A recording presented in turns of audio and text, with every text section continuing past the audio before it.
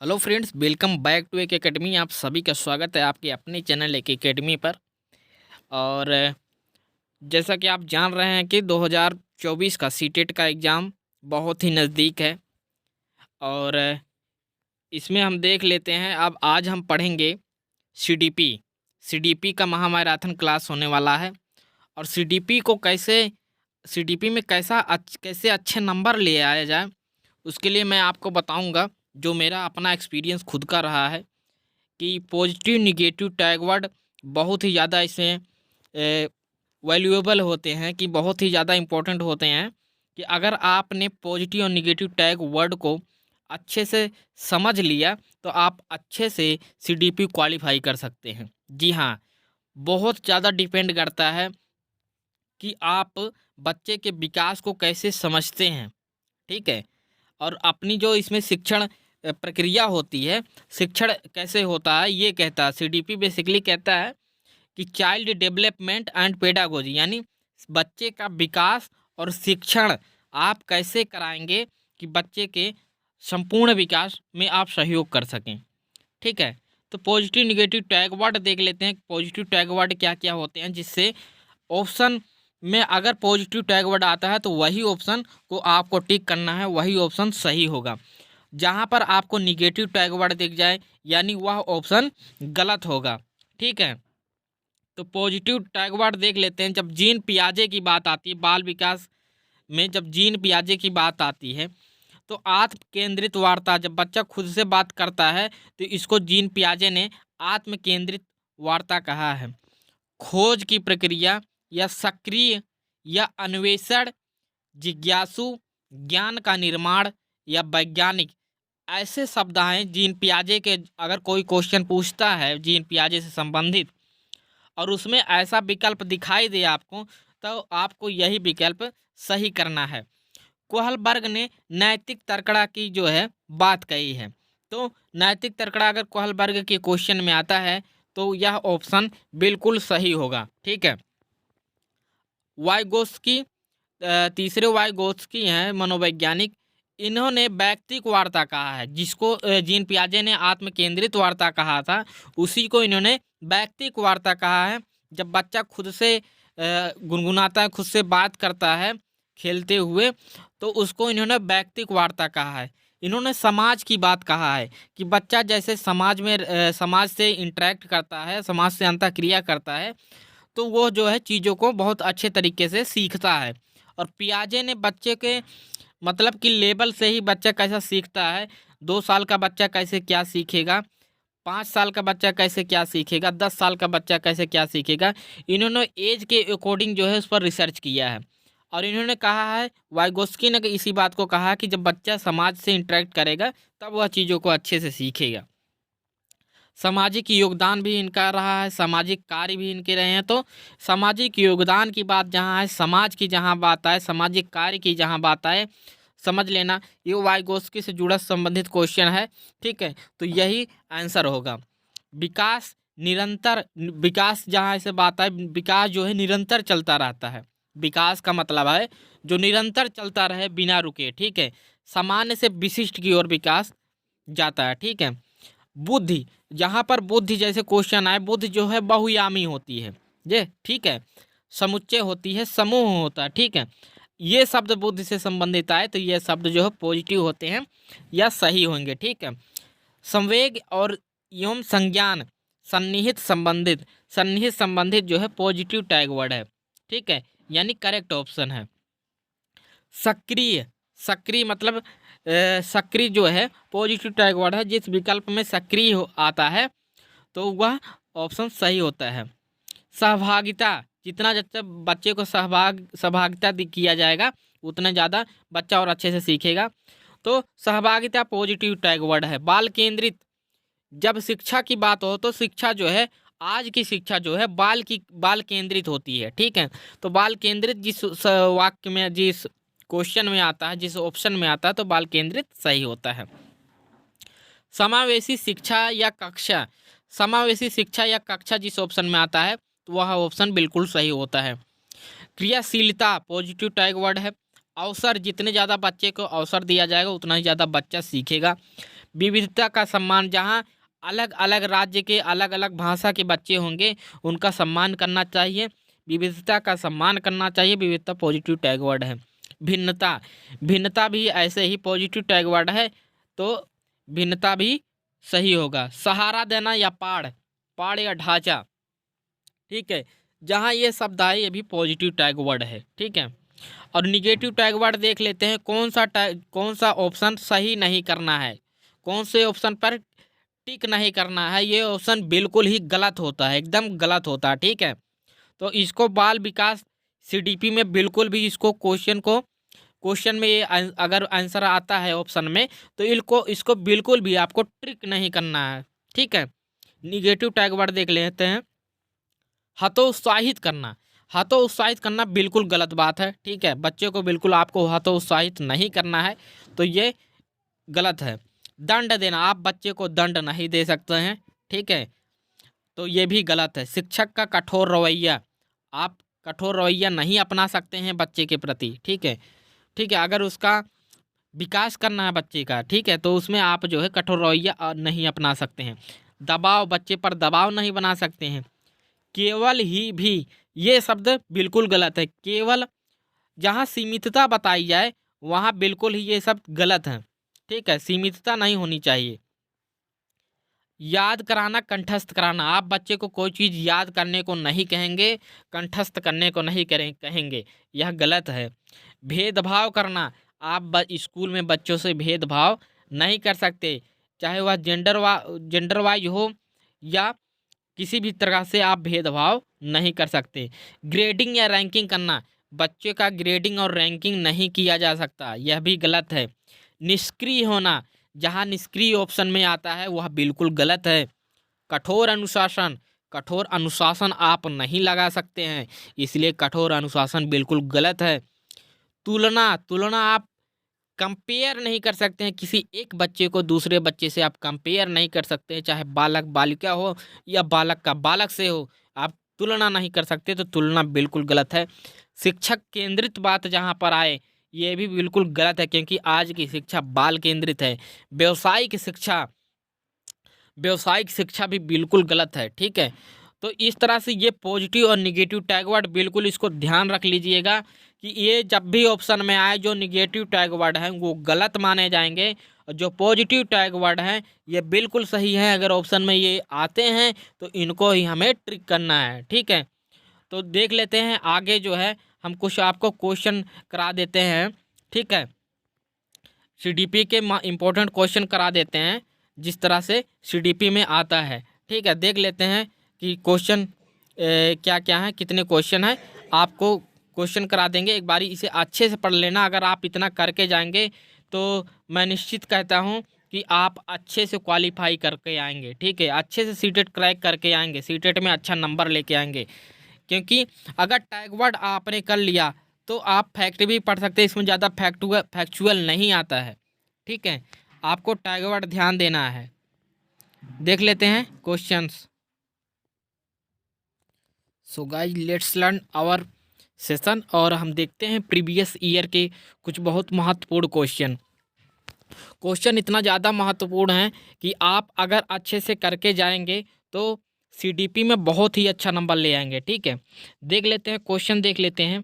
शिक्षक बच्चों को सृजनात्मक विचारों के लिए प्रोत्साहित करता है, ठीक है। क्वेश्चन को बहुत ही अच्छे से पढ़ना है गाइज, बहुत अच्छे से क्वेश्चन को पढ़ना है, तभी जाके उत्तर ढूंढना है, ठीक है। अब देखिए उत्तर क्या है। उन्हें उत्तर कंठस्थ करने के लिए कहकर, कंठस्थ करना जो है निगेटिव है, ठीक है, इसको बिल्कुल नहीं करेंगे, ये गलत है। उनसे प्रत्यास्मरण आधारित प्रश्न पूछकर, ये भी गलत है। उन्हें बहुविकल्पी प्रश्न देकर, यह भी गलत है। उन्हें समस्या का समाधान के लिए विभिन्न तरीकों से सोचने के लिए कहकर, ठीक है, ये एकदम बिल्कुल राइट है, क्योंकि इसमें विभिन्न तरीके दिए जा रहे हैं सोचने के लिए, जिससे उनकी सोचने की क्षमता विकसित होगी, ठीक है। तो देखते हैं नेक्स्ट क्वेश्चन क्या है। कक्षा तक पहुंचने वाले बच्चों की भोली अवधारणाओं को जानना, ठीक है। शिक्षक, अब उत्तर क्या है। शिक्षक किसी उद्देश्य की पूर्ति नहीं करता, ठीक है, शिक्षक किसी उद्देश्य की पूर्ति नहीं करता, ये गलत है, जहाँ नहीं आ जाए तो गलत है। शिक्षक के हौसले को पस्त कर देता है क्योंकि इससे उसका कार्यभार बढ़ता है। बिल्कुल नहीं, ये भी गलत है। शिक्षक के लिए अपने शिक्षण को अधिक सार्थक बनाने की योजना बनाने में सहायक होता है। ये बिल्कुल सही है, ठीक है। शिक्षक की योजना और शिक्षण में रुकावट बनता है, ये भी गलत है। तो तीसरा ऑप्शन गाइस बिल्कुल करेक्ट है, ठीक है। नेक्स्ट देखते हैं, थोड़ा तेज़ी से करते हैं क्योंकि नहीं तो वीडियो बहुत लंबी हो जाती है, ठीक है। कक्षा में वास्तविक सांसारिक समस्याओं से संबंध जटिल परियोजनाओं पर कार्य करते हुए अध्यापक व छात्र एक दूसरे के अनुभवों से परस्पर ग्रहण करते रहते हैं। क्या ग्रहण करते रहते हैं? अध्यापक केंद्रित, ठीक है, ये गलत होता है। सामाजिक रचनात्मक, जहाँ सामाजिक रचनात्मक बात आई वो बिल्कुल पॉजिटिव होता है। पारंपरिक, ये बिल्कुल गलत है। रचनात्मक, ये भी गलत है, ठीक है। तो सामाजिक रचनात्मक कक्षा वास्तव में वास्तविक सांसारिक समस्याओं से संबंध जटिल परियोजनाओं पर कार्य करते हुए अध्यापक व छात्र एक दूसरे के अनुभवों को परस्पर ग्रहण करते रहते हैं, ठीक है, ठीक है। नेक्स्ट क्वेश्चन देखते हैं, निम्नलिखित में से कौन सी शिक्षण अधिगम के लिए प्रभावशाली शिक्षण नहीं है? Which of the following is not an effective strategy for teaching learning, ठीक है। तो देख लेते हैं ऑप्शन क्या है। बच्चों को अंतर्दृष्टि के द्वारा अनुमान लगाने के लिए प्रोत्साहित करना, प्रयोग एवं पर्यवेक्षण द्वारा, गलत है। संवाद एवं परिचर्चा द्वारा, गलत है। दिए गए ज्ञान को दोहराने पर ध्यान केंद्रित करना, ठीक है। Focusing on reproducing of knowledge as given, ठीक है। तो ये आंसर सही है। दृश्य रूप से बाधित विद्यार्थियों के साथ कार्य करते समय एक शिक्षक को किस प्रकार की अनुदेशन अनुकूलन करने चाहिए, ठीक है। अनेक प्रकार के लिखित कार्यों, विशेष रूप से वर्कशीटों पर ध्यान केंद्रित करना, ठीक है। सेकंड सही है। स्पष्ट रूप से बोलना तथा छू कर महसूस करने वाली सामग्रियों का अधिक मात्रा में प्रयोग करना, ठीक है। अब उसे दिखाई नहीं दे रहा है तो उसे ऐसी कोई सामग्री देंगे जिससे वो छूकर महसूस करके स्पष्ट कर पाए, ठीक है। तो कई प्रकार की दृश्य प्रस्तुतियों का प्रयोग करना, जब उसे दिखता ही नहीं है तो दृश्य सामग्रियों को प्रस्तुत करना गलत है, बिल्कुल, ठीक है। स्वयं अभिन्यास करना ताकि विद्यार्थी उसे ध्यान से देख सकें, ठीक है, ये भी गलत है। तो सेकंड ऑप्शन बिल्कुल सही है, ठीक है।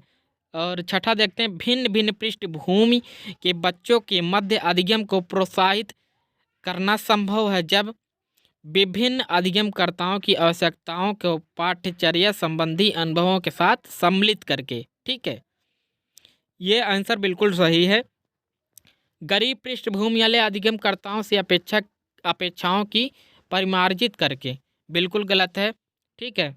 उद्देश्य प्राप्ति के लिए सभी विद्यार्थियों से कठिन परिश्रम करवाना बिल्कुल गलत है। अधिगमकर्ताओं को अभिप्रेरित करने हेतु पुरस्कार योजना द्वारा, ठीक है, ये भी बिल्कुल गलत है। तो फर्स्ट ऑप्शन बिल्कुल सही है, विभिन्न अधिगमकर्ताओं की आवश्यकताओं को पाठ्यचर्या संबंधी अनुभवों के साथ सम्मिलित करके, ठीक है। सेवंथ देखते हैं, सेवंथ क्वेश्चन क्या कहता है। बच्चे अनेक घटनाओं के बारे में सहानुभूति सिद्धांत की संरचना करते हैं।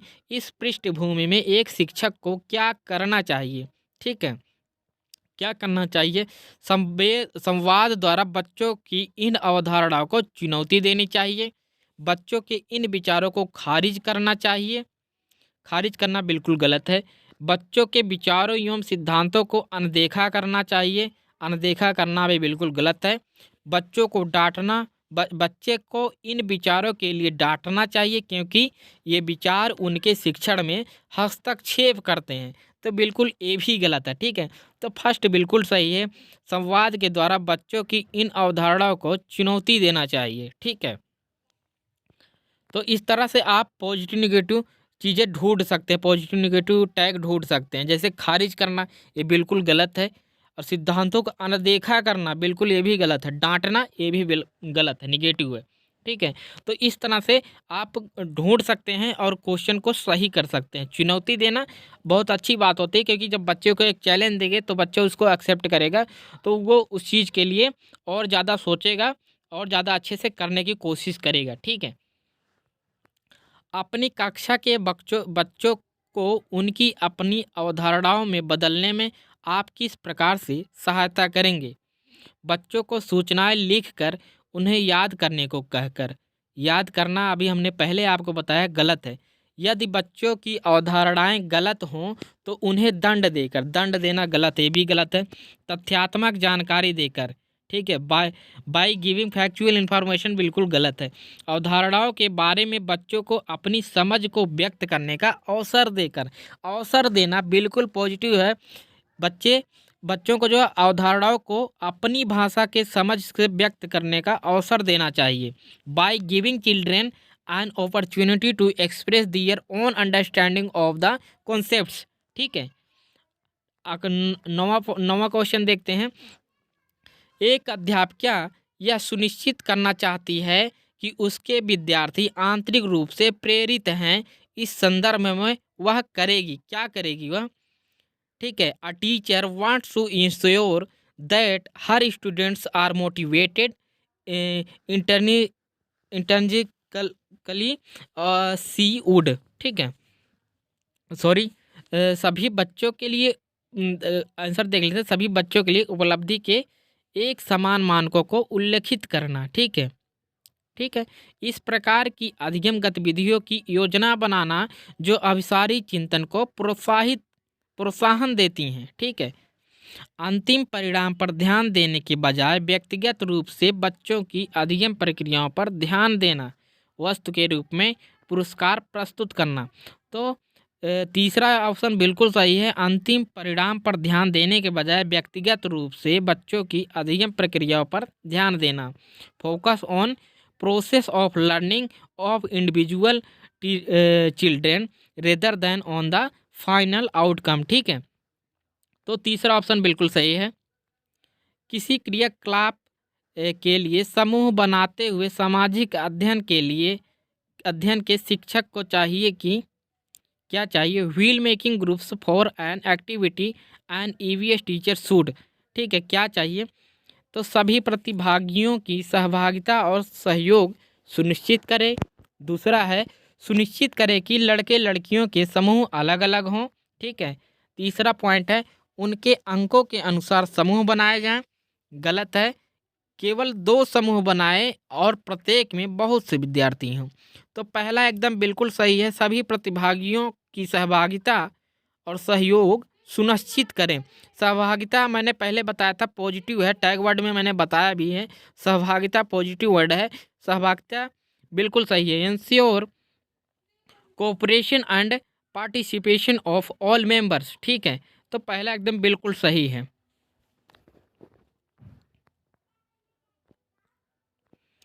11वां क्वेश्चन देखते हैं।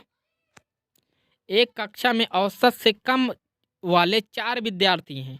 उन्हें अन्य विद्यार्थियों के समान लाने के लिए निम्नलिखित में से कौन सी व्यूह रचना सबसे प्रभावी होगी? क्या कौन सी व्यूह रचना सबसे प्रभावी होगी? पहला है उन्हें अगली पंक्ति में बैठाना और उनके काम का पर्यवेक्षण करना, ठीक है। दूसरा है उनके अधिगम के कमज़ोर क्षेत्रों की पहचान करना और उसके अनुसार सुधारात्मक उपाय उपलब्ध कराना। तीसरा पॉइंट है यह सुनिश्चित करना कि वे नियमित रूप से विद्यालय आएं। उन्हें घर पर करने के लिए अतिरिक्त दत्त कार्य देना, ठीक है। तो दूसरा बिल्कुल सही है। उनके अधिगम के कमज़ोर क्षेत्रों की पहचान करना और उसके अनुसार सुधारात्मक उपाय उपलब्ध कराना। आप जब उनके कमजोरी को पहचानेंगे और उसके अकॉर्डिंग उनमें सुधार करने के लिए उपाय उपलब्ध कराएंगे तो ये बिल्कुल सही होगा। Identify their weak area of learning and provide remedial measures accordingly, ठीक है। तो ये बिल्कुल सही होगा दूसरा पॉइंट, ठीक है। 12वां क्वेश्चन देख लेते हैं। प्राथमिक कक्षाओं में पर्यावरण अध्ययन पढ़ाने के लिए निम्नलिखित में से कौन सा उद्देश्य संबंधित नहीं है? ठीक है, अब ये क्वेश्चन पूछ रहा संबंधित नहीं है तो याद रखना जब क्वेश्चन नहीं में आता है, जब क्वेश्चन नहीं में पूछा गया हो तो उसका जो आंसर होगा निगेटिव आंसर ही होगा, ठीक है। तो निगेटिव आंसर ही होगा, ठीक है। अब देखते हैं इंग्लिश में थोड़ा देख लेते हैं क्वेश्चन क्या कह रहा है। Which of the following objective is not related to EVS teaching in primary classes. ठीक है, अब क्या क्या ऑप्शन है? भौतिक और सामाजिक परिवेश के प्रति संवेदनशीलता विकसित करना, सही है। विज्ञान के आधारभूत प्रत्ययों और सिद्धांतों को रटकर याद करा लेना। पर्यावरण को खोजने के अवसर प्रदान करना। ठीक है, अवलोकन, मापन, भविष्य कथन और वर्गीकरण जैसे कौशलों का विकास करना। तो विकास करना ये पॉजिटिव है, अवसर देना पॉजिटिव है, रटकर याद कराना बिल्कुल गलत है। तो यह आंसर हो जाएगा दूसरा, विज्ञान के आधारभूत प्रत्ययों और सिद्धांतों को रटकर याद कर लेना। ठीक है, तो ये बिल्कुल सही होगा, क्योंकि जब नहीं में क्वेश्चन पूछा है तो आंसर भी निगेटिव आएगा। ठीक है, तो दूसरा पॉइंट बिल्कुल सही है। अगला क्वेश्चन देखते हैं। पर्यावरण अध्ययन की एक शिक्षिका निम्नलिखित कारणों से अपनी कक्षा का प्रारंभ कुछ मुख्य प्रश्न पूछते हुए करती है। सबसे कम प्राथमिकता वाला कारण कौन सा है, उससे चुनिए। शिक्षार्थियों का चिंतन सीमित किया जा सकता है। ठीक है, शिक्षार्थियों का चिंतन उद्दीपित किया जा सकता है। प्रश्न शिक्षार्थियों में उत्सुकता जगाते हैं। प्रश्न प्रकरण को संदर्भ परक बनाने में मदद करते हैं। तो पहला आंसर बिल्कुल सही है। पहला पॉइंट, शिक्षार्थियों का चिंतन सीमित किया जा सकता है। ठीक है, और देखते हैं 14वां क्वेश्चन कौन सा। प्रीति की शिक्षिका उसे विभिन्न सामूहिक गतिविधियों में शामिल करती है, जैसे समूह चर्चा, समूह परियोजना आदि। उसकी शिक्षिका सीखने के किस आयाम का अनुगमन कर रही है? ठीक है, प्रीति teachers engages her a number of group activities such as group discussion, group projects, etc. Which learning dimension is her teacher following? ठीक है, तो प्रतियोगिता आधारित सीखना गलत है। सामाजिक गतिविधि के रूप में सीखना, मनोरंजन द्वारा सीखना, भाषा निर्देशित सीखना। ठीक है, तो दूसरा पॉइंट बिल्कुल सही है, सामाजिक गतिविधि के रूप में सीखना। क्योंकि जब समूह में कोई सीखता है तो समूह का मतलब है कि एक ग्रुप का मतलब है ग्रुप, समाज को ही समाज एक तरह का ग्रुप है।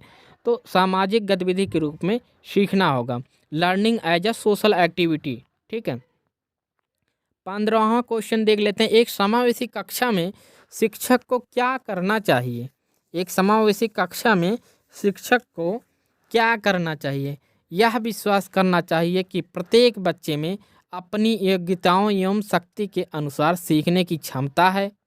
दूसरा है आसक्त अधिगमकर्ताओं के प्रति दया एवं सहानुभूति का भाव प्रदर्शित करना।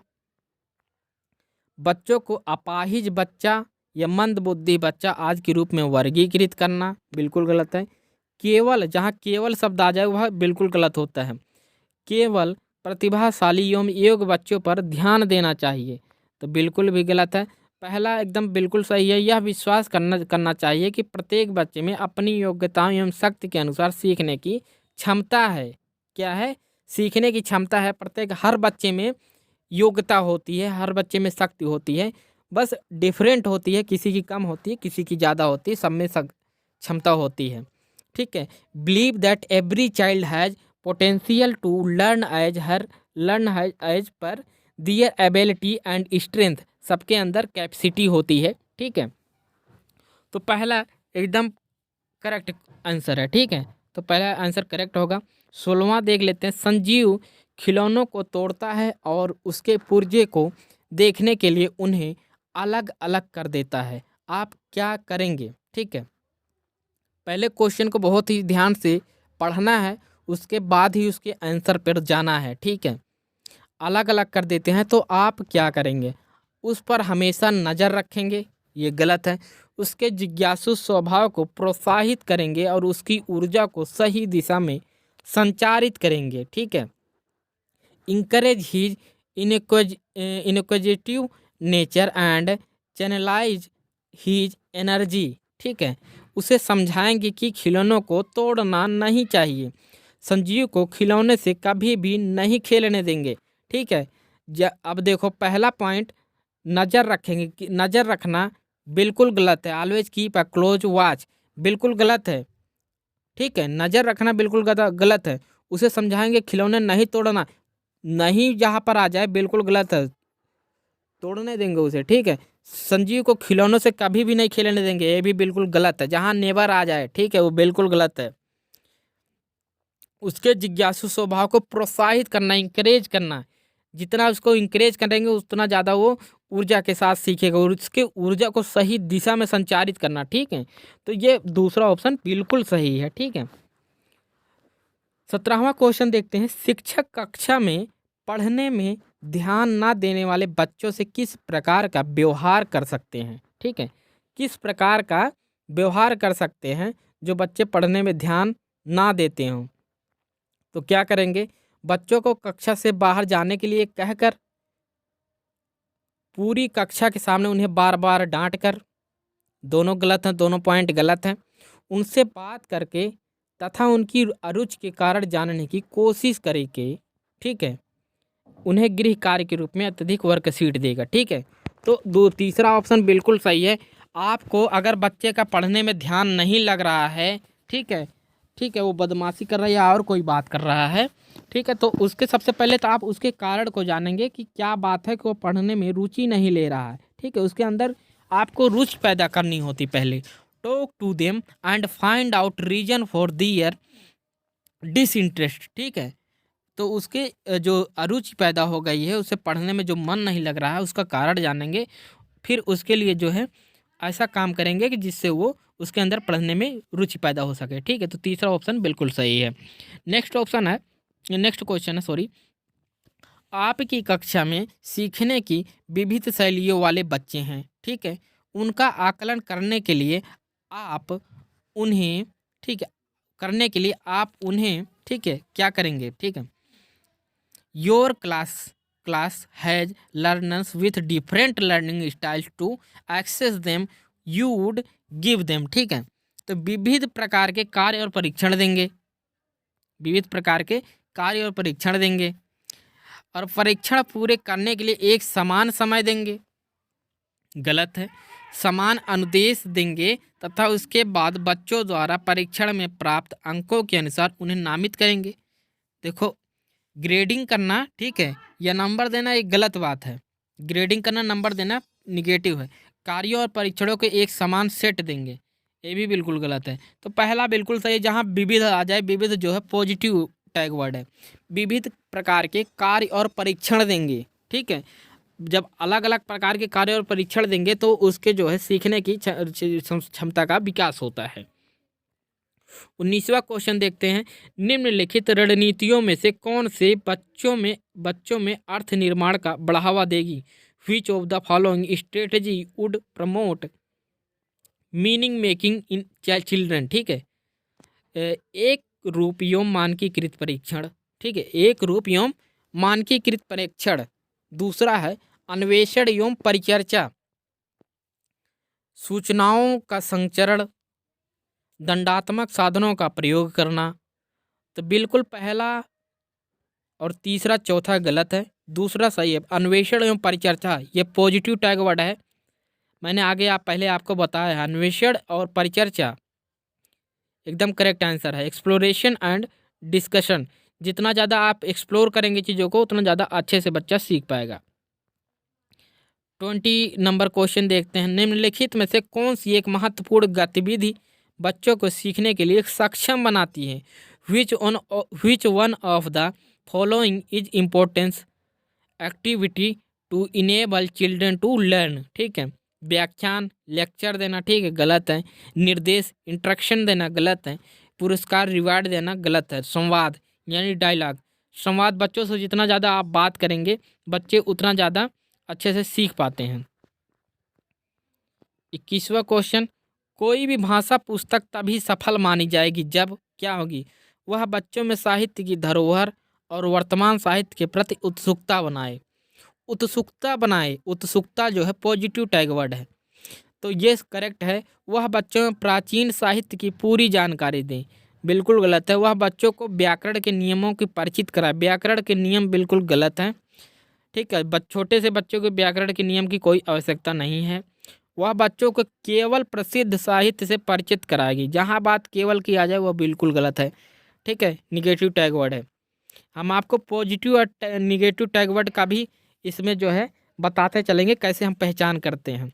तो ऐसे ही पहचान करते हैं, और ख़ासकर जो बड़ा ऑप्शन होता है अक्सर वही ज़्यादा सही माना जाता है, ज़्यादा सही होता है, जहाँ तक मेरा एक्सपीरियंस कहता है। तो ये पहला वाला ऑप्शन बिल्कुल सही होगा। और क्वेश्चन नंबर 22 देखते हैं। कक्षा सेकंड के विद्यार्थियों को एक शिक्षक योग मतलब जोड़ सिखा रहा, निम्नलिखित में से कौन सी युक्ति अनुसरण सर्वाधिक उपयुक्त है? मैथ की क्वेश्चन है। योग जोड़ को यानी जोड़ को शाब्दिक प्रश्नों द्वारा प्रस्तुत करना चाहिए। पहला है कक्षा में शाब्दिक प्रश्नों को ना कराया जाए। शाब्दिक प्रश्नों का प्रयोग केवल मूल्यांकन हेतु किया जाए। केवल का शब्द प्रयोग हो गया, बिल्कुल गलत है। जोड़ को शाब्दिक प्रश्नों द्वारा प्रस्तुत करना चाहिए, बिल्कुल सही है। शाब्दिक प्रश्नों को अध्याय के अंत में कराया जाना चाहिए, ये बिल्कुल गलत है। ठीक है, तो तीसरा ऑप्शन बिल्कुल सही है। Question number 23। अति संवेदनशील बच्चों को सीखने में मदद करने के लिए निम्नलिखित में से कौन सा तरीका उपयुक्त तरीका नहीं है? बेचैन होने पर अक्सर उन्हें फटकार लगाना। दूसरा है एक कार्य को छोटे प्रबंधनीय खंडों में तोड़ना। तीसरा है अधिगम के वैकल्पिक वैकल्पिक तरीकों की पेशकश।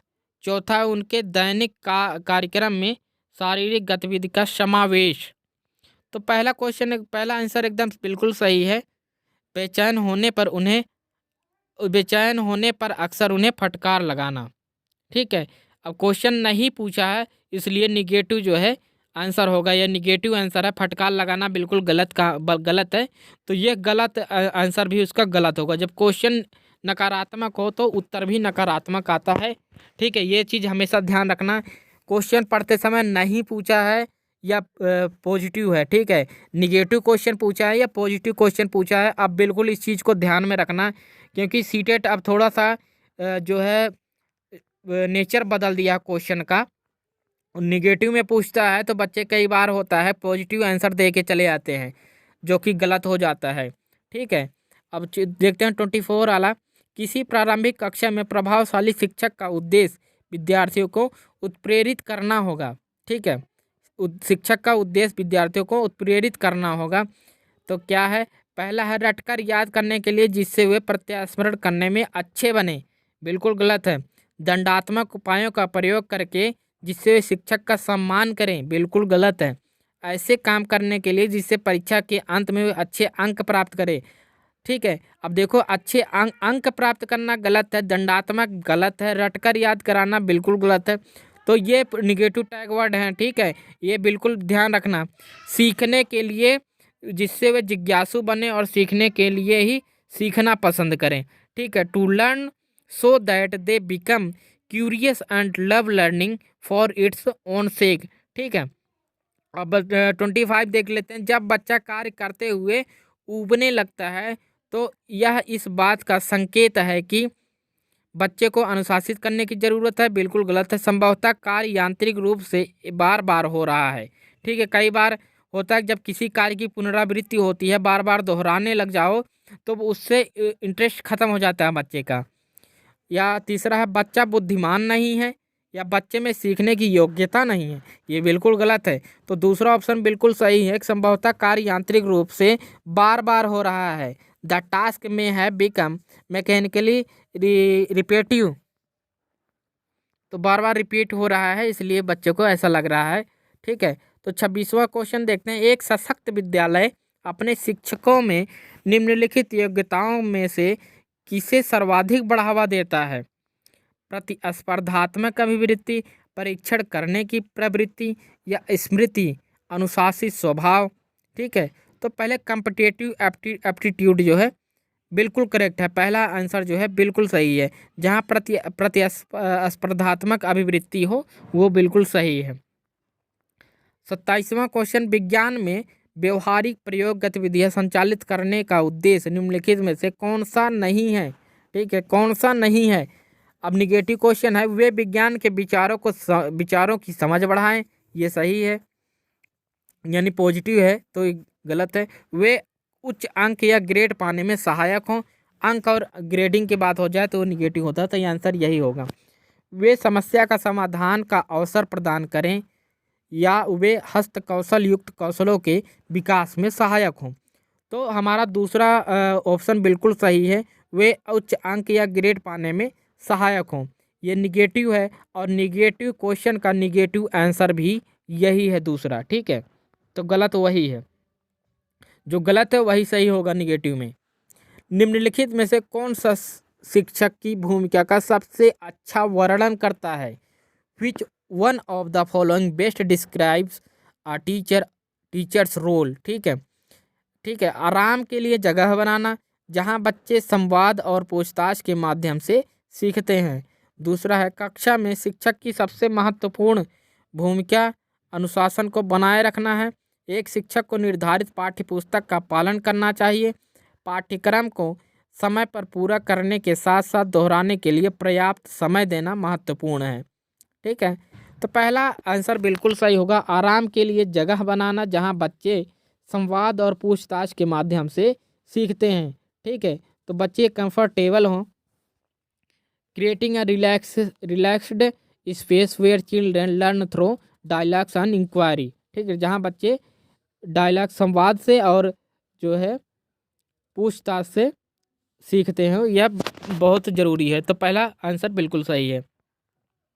29वां देख लेते हैं, शिक्षक डॉट के अलावा शिक्षक डैश के अलावा निम्नलिखित सभी को करते हुए समस्या समाधान को विद्यार्थियों के लिए मज़ेदार बना सकता है। कब?